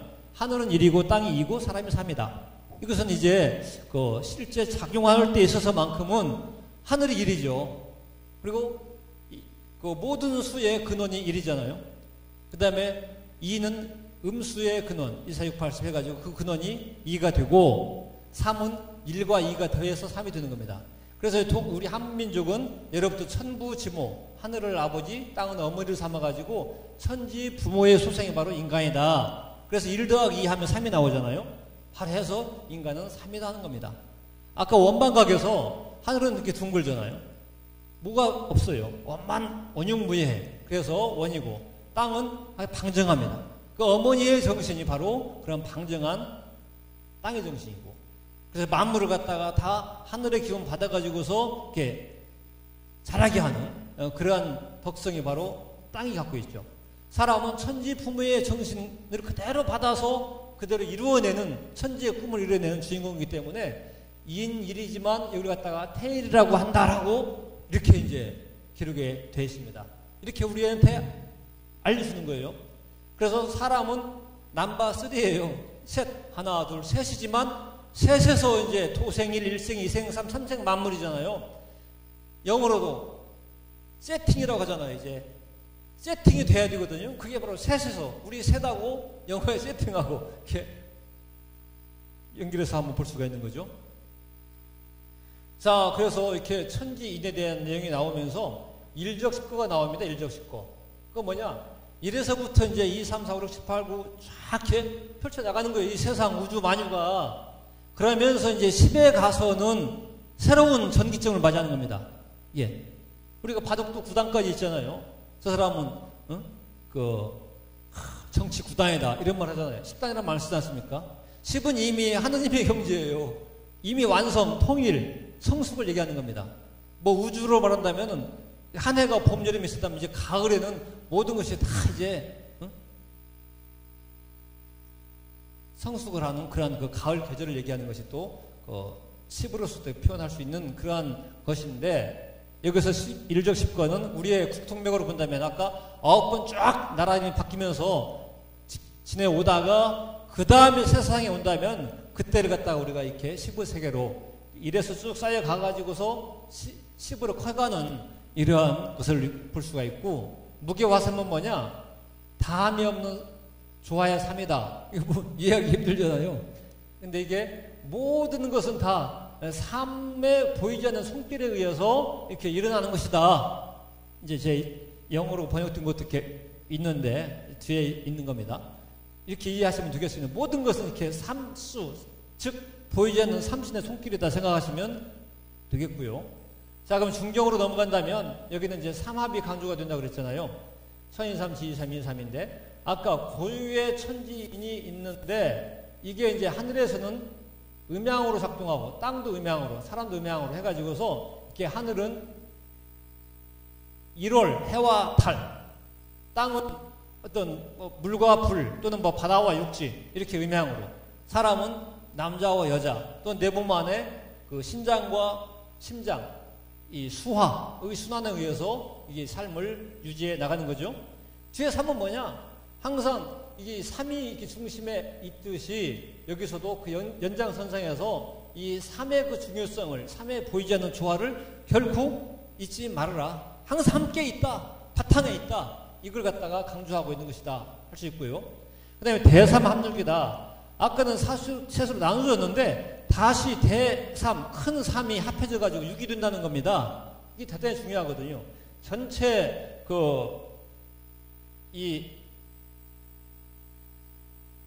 여기 81자에서 6이 정 가운데 있잖아요. 여기서 쭉 해도 41번째, 거꾸로 쭉 해도 41번째. 이게 바로 6입니다. 정중앙에 있어요. 이 6이 정말 이렇게 중요한 수인데, 그래서 이제 우리가 물도 육각수, 이게 최고의 좋은 물이라고 하지 않습니까? 이제 하도를 보면은 16수가 나오는데 바로 그 6입니다. 이 6이 어떻게 나오느냐? 아까 천일, 지이, 인삼이잖아요. 하늘은 1이요, 땅은 2요, 사람은 3이다. 원방각. 그걸 합치면은 6이 나옵니다. 그 다음에 또 여기 천이, 지이, 인이 해도 6이 나옵니다. 해가지고 이 6을 바탕으로 해서 이제 6이 중심수가 되는 거예요. 7, 8, 9가 나온다는 거죠. 어떻게 7, 8, 9가 나오냐? 6에서 천일, 6 하면 7이죠. 지이 더하기 6 하면 8이죠. 인삼 더하기 6 하면 9죠. 그래서 하늘의 이상은 7로서, 땅의 이상은 8로서, 사람의 이상은 9로서 이렇게 변화돼가지고서 드디어 이 삼합을 통해서 이 새로운 변화가 나온 거예요. 흥미롭죠? 그래서 이제 이 하늘은 북두칠성이 있어요. 하늘의 이제 이상은 북두칠성이라는 것이 이제 인간과 만물에게 생명을 던져주고 재화를 주고 복을 주고 하는 데거든요. 거기에 이제 그 삼신 상제님도 계시는 자리이고 7이. 그 다음에 8은 뭐냐? 지상에서의 그 불멸의 신선이 되는 것이 바로 이렇게 8입니다. 8. 중국에서는 특히 8을 굉장히 중요하게 여기거든요. 이게 부의 상징으로 얘기하고. 그래서 중국에서 국정올림픽 때도 2008년 8월 8일 저녁 8시에 개막식을 한 그런 것도 다 8과 연관이 됩니다. 9라고 하는 것은 인간이 이제 최고의 자리를 갈 수 있는 게 이제 황제인데, 구중궁궐 막 이런 말 쓰잖아요. 그래서 이제 인간이 뭐 권력적인 측면을 다 포함해서 인간의 그 아까 삼진을 회복한 그런 인간으로서의 그 황제, 이 구입니다. 이게 인삼이 육을 통해서 구로 이렇게 화해버린 거예요. 네. 이게 생칠팔구고 운삼사 성만오칠 운행을 하는데 바로 이렇게 삼무사 이게 이제 이게 하도나 낙서 이런 걸 보고 오온육기를 보면 이런 얘기를 이해하기 쉬운데 여기는 시간상 생략을 하고요. 그 다음에 하경으로 넘어가겠습니다. 자, 하경에서 일묘연 일이라는 것이 이제 이렇게 아까 일에서 두까지 쭉 가는 것처럼 수없이 오묘하게 이렇게 펼쳐져 나가갖고 만왕만내한다. 뭐 시간이라는 것이 봄, 여름, 가을, 겨울이 갔다가 왔다 갔다 왔다 그런 것이라든가 삶과 죽음의 세계를 왔다 갔다 한다든가 이런 것이 바로 일묘연 만왕만내가 되겠습니다. 그러면서 용변부동본은 뭐냐? 사경이 변해서 부동의 어떤 본체 세계로 간다 하는 것인데 이것은 뭐 지구 일련, 우주 일련이나 그 순환 세계를 얘기할 수 있는 것이고 이게 일적십구하고도 이렇게 일맥상통하는 것인데 이게 바로 그 순환을 통해서 봄, 여름의 그 생장의 시간을 지나서 가을, 겨울에 그러한 그 성숙의 근원 세계로 가는 이런 하나의 그 변혁의 세계라고도 말할 수 있겠습니다. 이걸 또 이제 그 동학에서는 개백이다. 또는 환단국에서도 개백이 나오죠. 우리가 개천절 얘기하는데 거기에도 개백이 나옵니다. 환단국에서 개천이 한국만큼 나라 건국절을 갖다가 개천절이라고 얘기하잖아요. 하늘을 열었다? 그게 되면 너무나 좀 단순하고 의미가 없어요. 개통천문. 천문을 통해서 개한 날이다. 개. 우리가 개업하다, 개점하다 그런 말 있잖아요. 그러니까 천문, 하늘의 법을, 하늘의 어떤 뜻을 그걸 갖다가 인지하고 그걸 깨달아가지고서 이 세상에 펼친 날이 바로 개천절이다. 이게 바로 환웅천왕께서 하신 그 위협이거든요. 근데 이제 그건 없어지고 단군조선 때 나라를 세웠대가지고 그것도 단군 조선을 인정도 하지 않아요. 그러면서 개천절은 그래서 대통령도 안 나옵니다. 나오면은 아마 누가 뭐라고 하나 봐요. 자기 나라 그 국경일에 나오지 않는 나라는 아마 대한민국밖에 없을 겁니다. 건국절만큼 미국에 뭐 그 몇 년 되지도 않는 그러한 나라에 비한다면 이게 5,000년, 7,000년, 9,000년 그런 역사를 갖고 있는데 자 용변무동본 대변혁을 얘기하는 겁니다. 그러면서 인간의 궁극의 깨달음의 경지가 뭐냐면 본심, 본태양, 악명, 인중천지일. 자, 본심, 본래의 마음이라고 하는 것은 이 태양의 근본을 두고 있다. 본심은 태양의 근본을 두고 있다. 이 태양은 저 밝은 태양도 태양이지만 그 원래 갖고 있는 그 양, 순양이라고 하는데요.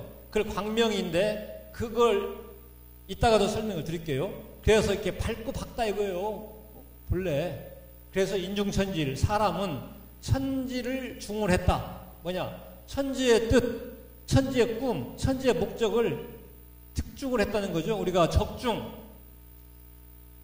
그 관역을 이렇게 화살로서 맞추는 걸 갖다 적중했다고 그러잖아요. 바로 천지의 뜻을 꿰뚫어 버린 사람이 바로 인중천지다 이거죠. 그래서 일자가 되었다 이거예요. 아까 여기 인일, 예, 인일이 된 거예요. 그게 태일입니다. 이게 태일적 인간, 이 광명을 회복한 인간, 원래 내 성명정을 회복한 그 사람이 바로 이 인중천지일이 되겠습니다. 이게 바로 태일이에요. 그러면서 일종무정일, 이 아까 처음 시작할 때 그 일이 있었다면은 이 마무리할 때 일은 이 세상에는 모든 인간과 만물이 다 이제 이 선일적, 태일적 존재, 일적 존재로 다 해서 마치는 거죠. 이게 종시 사상인데 또 모두가 다 하나 되는 그러한 세상이 된다는 거죠. 일종. 그러면서 무에서 끝난 일인데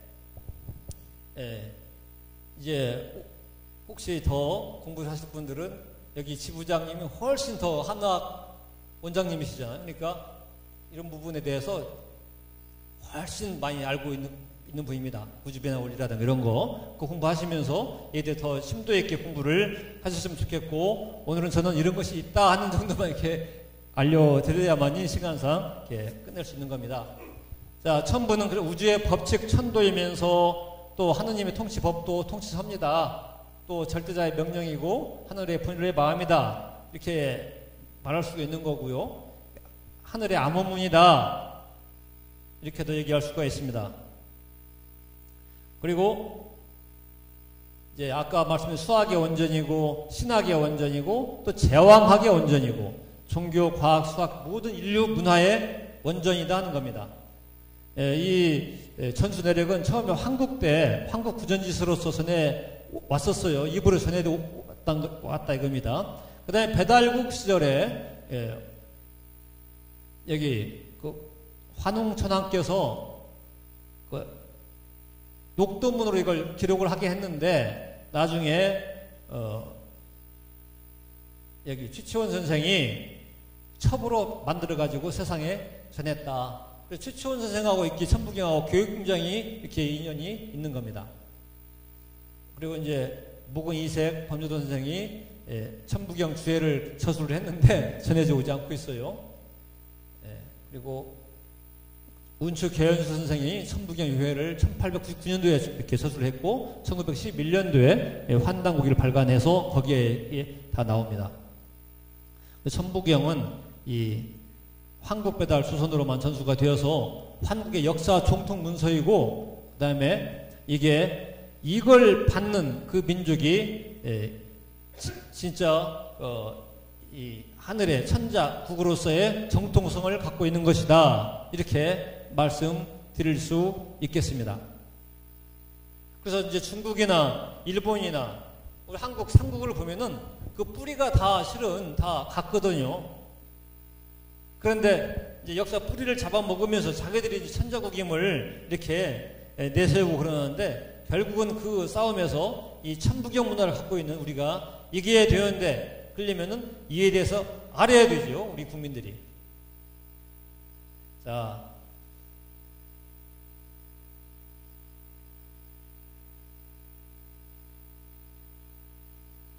내용 이렇게 참 많이 있던 것을 제가 다 하면은 시간이 다 가니까요. 다음으로 이제 3일 신고를 한 잠깐씩만 이제 하고서 그리고 홍익인간 하면은 이제 동학과 참동학 조금 얘기하면 이제 끝나는 거죠. 근데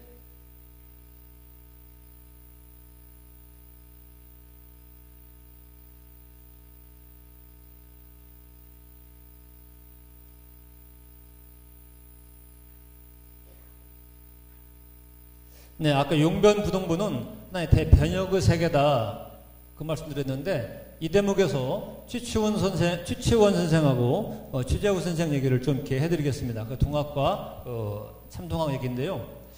취치원 선생의 호가 고운이잖아요. 그 구름문자를 쓰는 건데 이분의 24세 후손이 바로 수운 취재우 선생입니다. 우리가 풍류할 때 바람풍이 나왔는데 풍백과 우사와 운사를 한번 생각을 해보자고요. 그래서 이제 구름이 나중에 또 이제 비가 되지 않습니까? 그래서 취재우 선생은 이제 수운이에요. 그래서 물수자. 취재우 선생이 25세의 손으로서 1860년에 동학을 창조했습니다. 이 김정설, 아까 범부 김정설 선생이 이렇게 얘기했습니다. 경신년 음력 4월 5일 어마어마한 역사적 대사건이 경주에서 발생했다.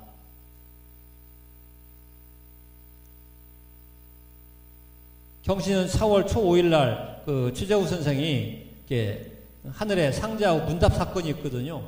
그걸 지금 얘기하는 겁니다. 자, 그래서 이 취재우론에서 뭐라고 말씀하셨냐면 이것은 역사적 대강령이다. 신도 정신의 기적적 부활이며 국풍의 재생이며 역사의 경이다. 이렇게 얘기를 했습니다. 동경대전에서 여기 도울 선생이 동학의 동은 조선혼의 충체이다. 동학은 조선 역사를 태초로부터 관통하는 학이다.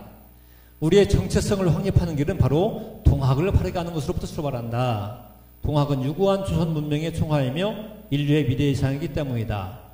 서문에서 이렇게 얘기를 했습니다. 하나만 더 본다면 동학은 고조선의 부활이다.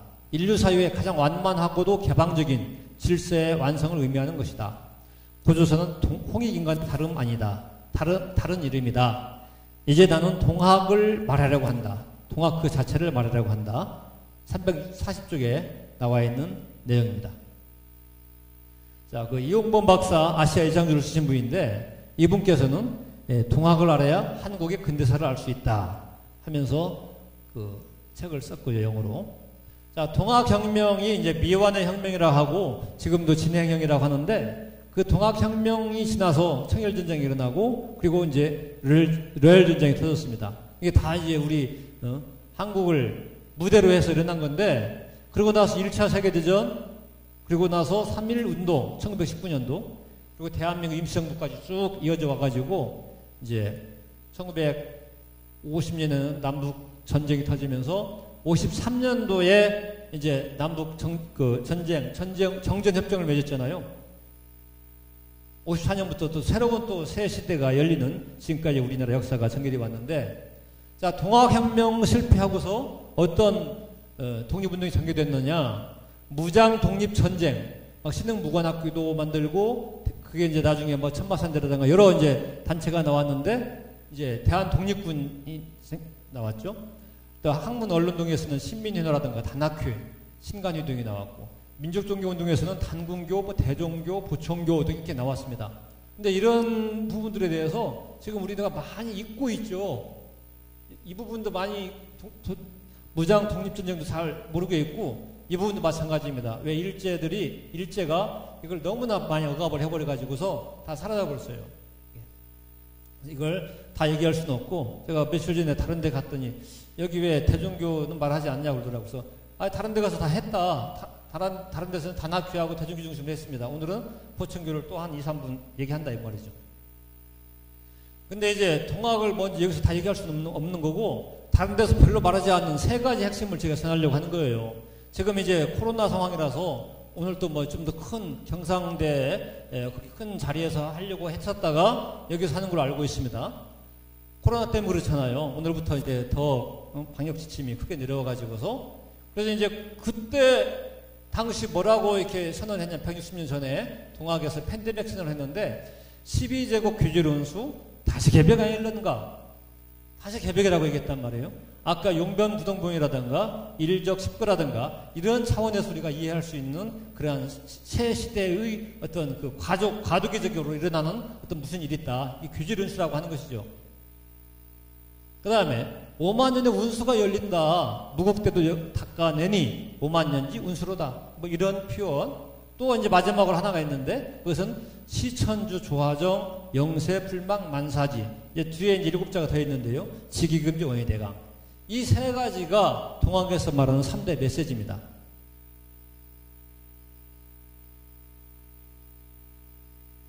위로 갔어요. 제가 거꾸로 갔나 혹시?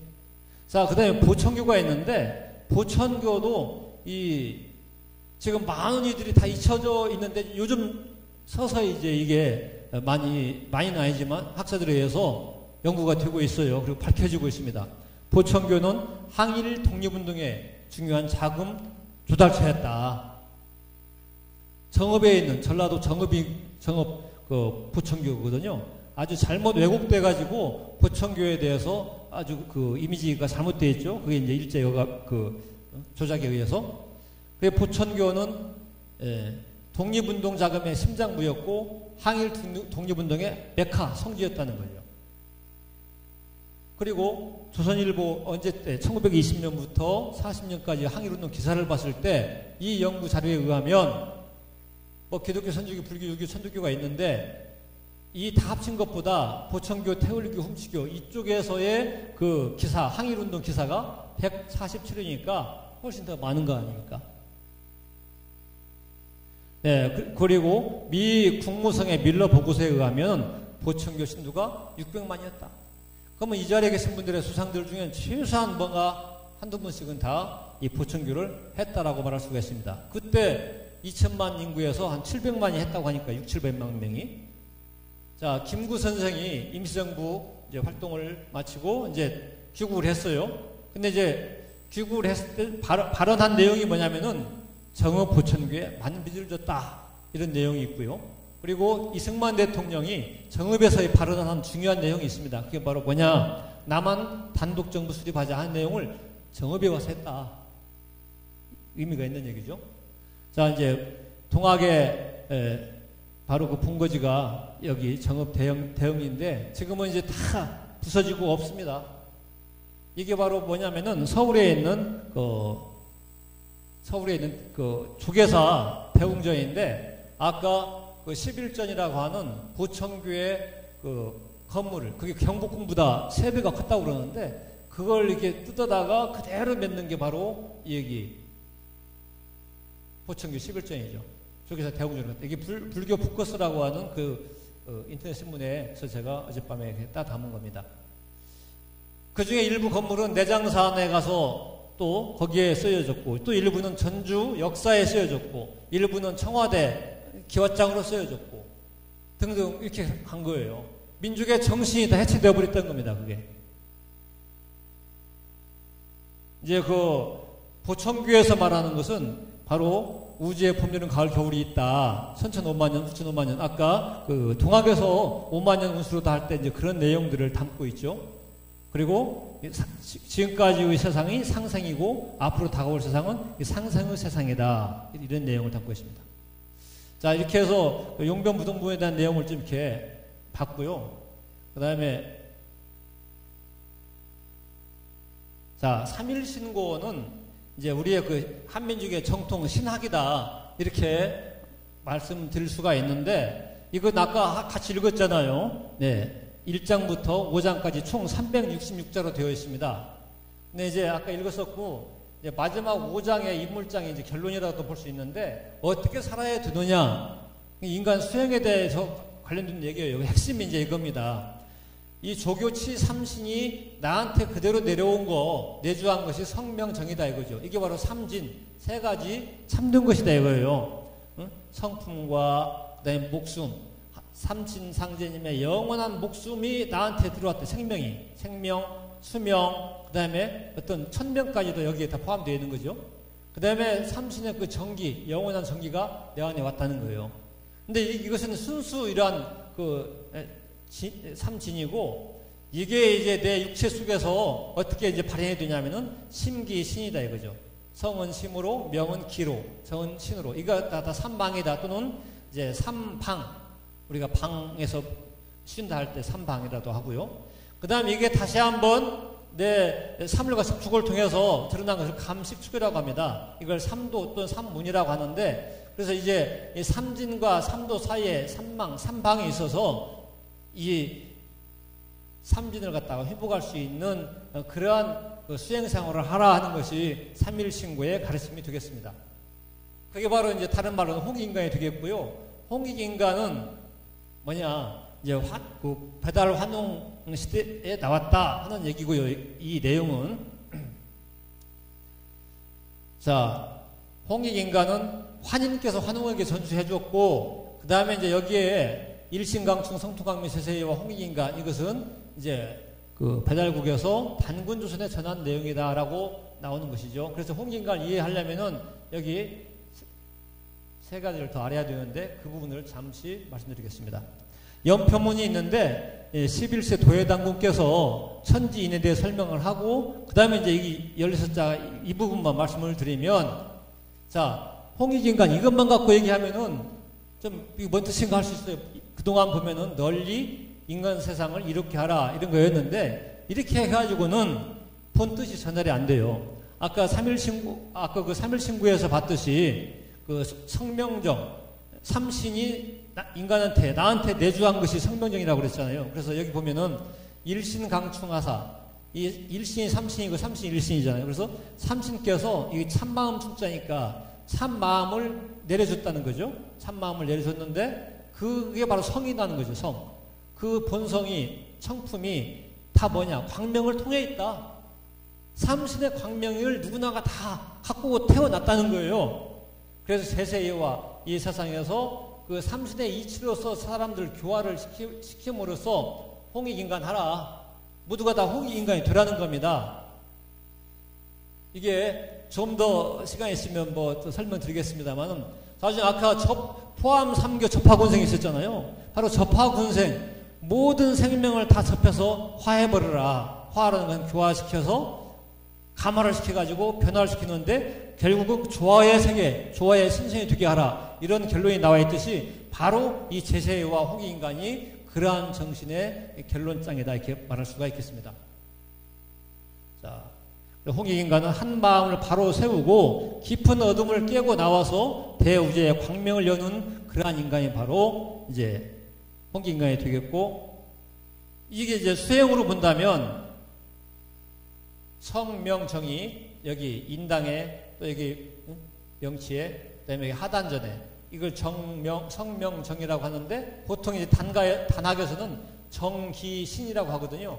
연정화기, 연기화신, 연신환어 해가지고 불멸의 선으로 이렇게 돌아가는 그런 방법론이 있는데, 아까 본신분태양 악명 인종천지를 할 때 휘삼귀라고 연관되어서 빛의 인간, 광명 인간으로 이렇게 바뀌는, 그래서 이제 불멸의 생명체로 내가 바뀌는 것이 바로 이러한 그 수행법이 아까 천부경에서 삼일신구에서 또 홍익인간에서 우리가 살펴볼 수 있다는 겁니다.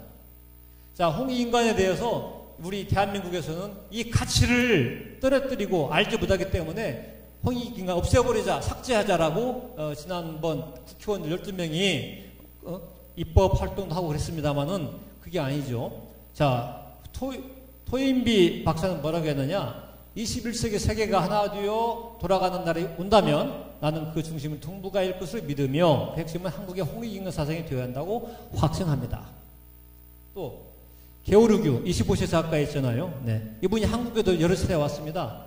한국 민족에 나온 홍익인간 사상은 21세기를 주도할 세계의 지도자상이다. 이렇게 얘기를 하고, 이분이 또 광주도 와서 여기 의제 허병년 선생이랑 이렇게 만나고 하고 그랬더라고요. 의제 허병년 선생이 이렇게 홍익인간을 많이 주창하고 이 한문을 많이 썼던 분이거든요. 이분이 부동산에다가 단군 성전을 지으려고 하다가 기독교에 그 반대로 무산지구도 했었는데, 이분은 단군은 민족의 왕이며 아버지이며 주인이다. 그가 한국 민족에 내린 헌법은 한마디로 요약되는데 그게 바로 홍익인간이다. 이렇게 얘기를 했고요.